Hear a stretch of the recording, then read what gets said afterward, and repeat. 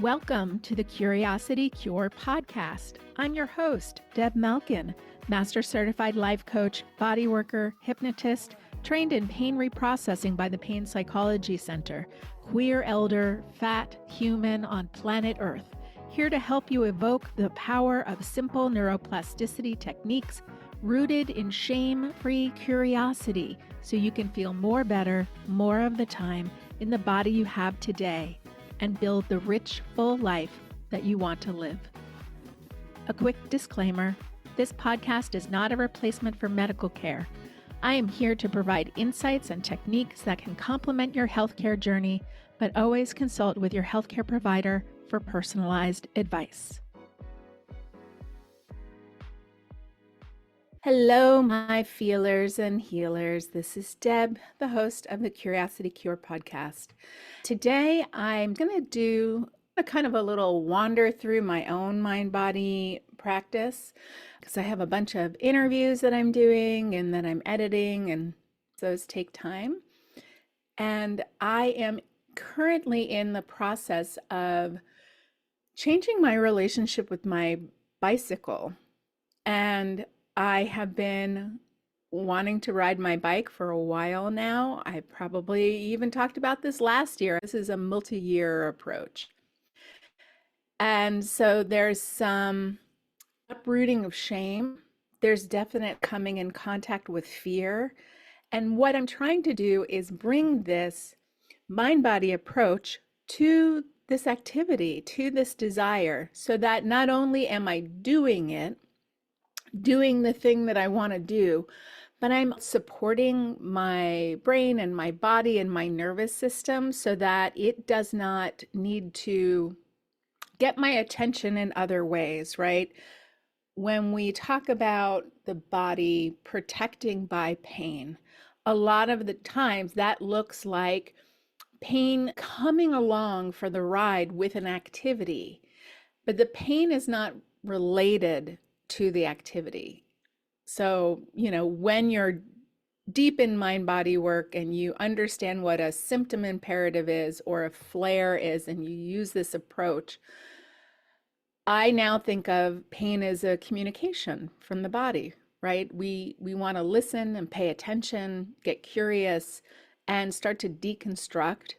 Why is this experience happening?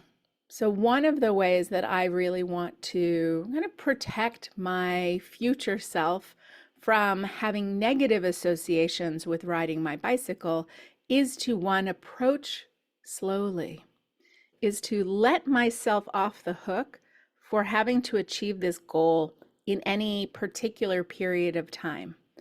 For me, there is a lot of complexity in what appears to be simple, right? You think riding a bicycle, you just get on the bike and you ride. And now if I lived in a place that had like bike paths or trails, maybe getting on my bicycle and going for a ride would actually be a lot easier. But I live in a big city that is not designed for safe bike riding. So there's a lot of ways in which you need to be very alert, pay a lot of attention, feel safe in your body because you might have to stop short, make a course correction, pay attention and not get hit by a car. Don't run into a pedestrian, which I remember doing when I was in college riding my bike around. Or sometimes I was skating, and the people who were the worst were pedestrians, right? Because in New York, people jaywalk. They just you see that the road is clear and people just go. We want to go and be in the same location at the same time. I just saw it yesterday. There was a woman on her bicycle. There was a guy looking at his phone, crossing the street, even though she had the right of way. There was not a green for him to cross on, but he's just on his phone and he's just walking, and she's turning. She's thinking he's going to stop. He is not participating in the anticipation of other people's movements or activities, and she runs into him. I mean, kind of just bumps into him. But that was a moment. And as you're wanting to ride your bike, these are all the inputs. The other day I was getting ready to take a ride on my bike, and I keep putting it on my calendar and then I keep moving it.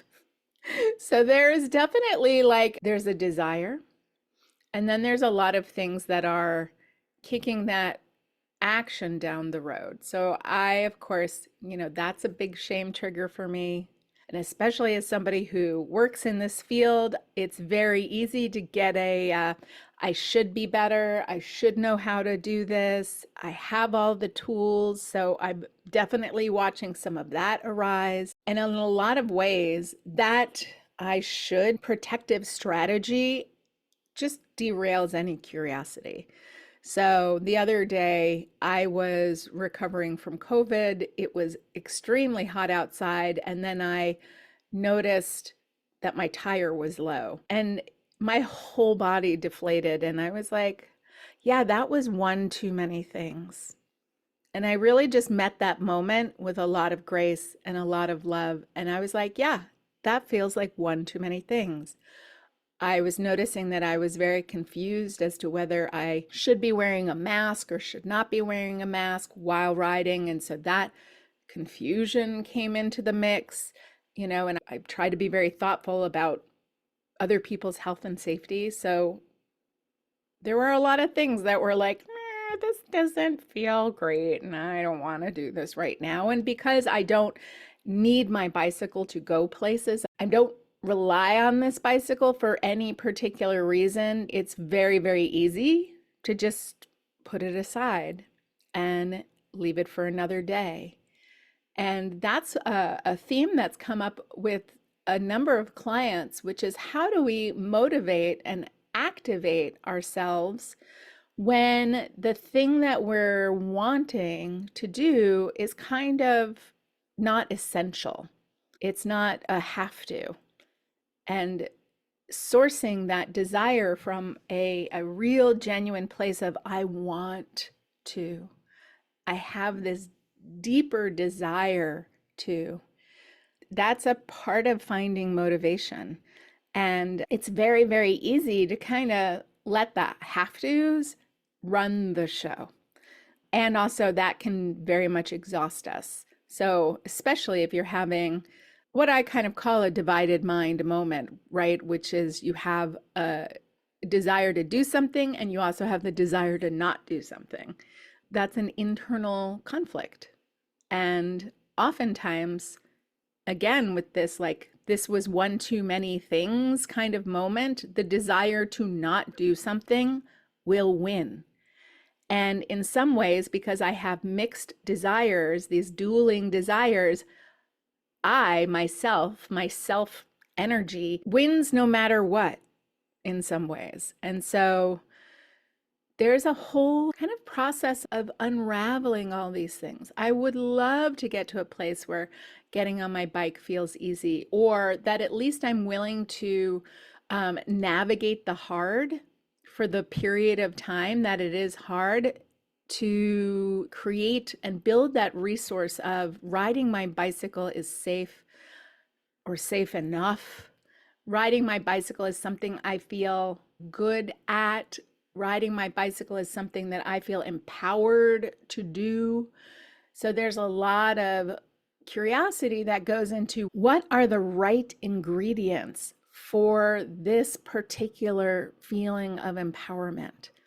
Some of it is connecting with other fat bike people. My friend Andrea is a fat bike person and an outdoor enthusiast and hiking teacher and yoga teacher, and she posts a lot about biking. And so I look to her for this like encouragement and enthusiasm, and she loves biking, and I can kind of feed off of some of her enthusiasm and bring that as an input into my mind body experience.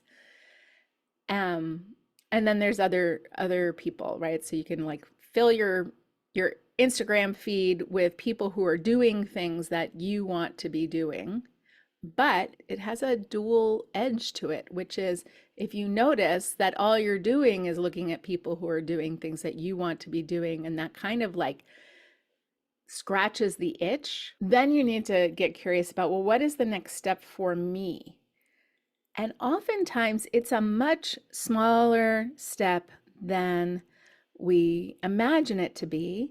And that gets in the way of kind of some mythologies of doing things, right? We don't often celebrate the small steps. We like really want the big win, the big reward, like having done the thing. But the thing right now might mean, for me, the thing right now might mean looking at my bike and smiling. It also might mean filling up my tire with air, like on a day where I'm not intending to ride the bicycle. It might mean, like I took the ferry the other day. There's like an uninterrupted bike path in Manhattan on the west side. And I was like, oh, you know what? I could ride to the ferry, bring the bike on the ferry, and then ride on the west side. And then I wouldn't have to ride over the bridge. So there's a lot of different ways to make small exposure experiences. And I also could just get on the bike. I could just get on the bike, ride around the block, come home. Get on the bike, ride around 2 blocks and come home. Get on the bike with an open frame and just see what happens. There's some protected bike lanes and paths that I can avail myself of. So there's a lot of choices, but the first part is to be able to open the door and take the bike out of the house, feeling secure enough to be able to try. And also knowing that I am holding my own hand in this process. I can flood myself with happy memories of riding my bike. Like when I was a kid, I really enjoyed riding my bike. As I got older and when I lived in New York City, riding definitely was a mixed bag. There was definitely like times where it felt too hard to do. And there was a lot of my own relationship with my body and defeatism.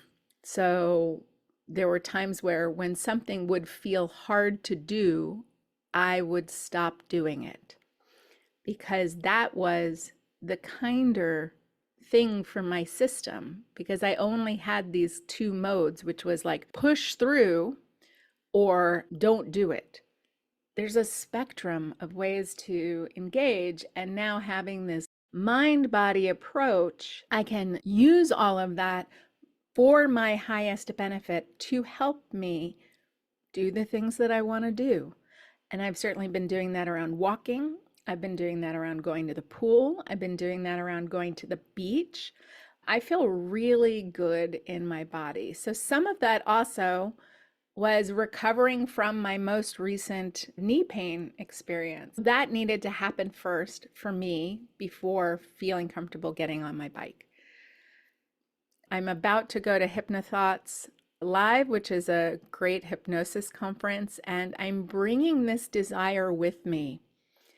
And I'm going to get really, really curious about what are the hypnosis tools and techniques that can help me achieve this goal and maybe make it be even easier to do.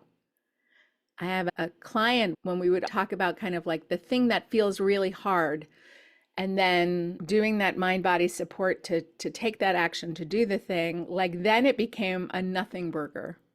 And so how can I make getting on my bike feel like a nothing burger? And getting curious to know what are the different ways that I can use these mind-body skills and techniques to help achieve that goal. Because it's very hard to just have a goal of not doing something, like I want to not be afraid or not feel pain or not hate the way shame feels. Like it's very hard to teach your brain something is safe when really what you're trying to do is an avoidance strategy. So I am all about how do we make these approaching strategies more fun, more curious, feel safer, feel more possible, and then use the reflection tools to be able to break down like what worked, what didn't work, how can I approach this differently, what else do I need to invite into this experience to make it feel more possible for me. And really loving myself through the entire process. I think for me, I mean, not even I think, I know for me, one of the most dramatic changes in my life from doing this work has been to learn how to love myself through any experience, any difficult physical, emotional, or social experience has been about cultivating this sense of unabiding love and self friendship.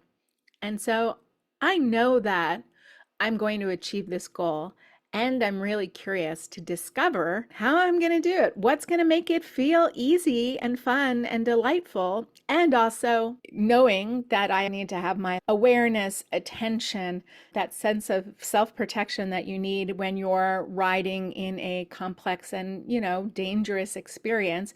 You also need to be alert, awake, aware, and all of that, bringing that in, that kind of activating energy in the right dose into the experience and still having it feel fun.